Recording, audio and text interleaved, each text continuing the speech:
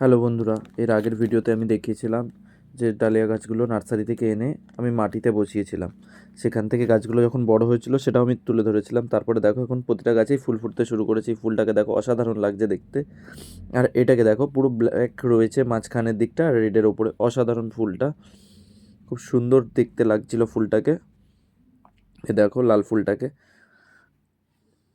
এই পিঙ্ক ফুল একটা গাছে ছিল, এই গাছটা দেখো ফুলের ভারে প্রায় হেলে গেছে। আর এখানে অরেঞ্জ ফুলটাকে নিয়ে কী বা বলবো, ফুলটার সাইজটা খালি একবার দেখো। ফুলটার সাইজটা বিশাল বড় সাইজের, জায়ান্ট সাইজের ফুল হয়েছে একটা।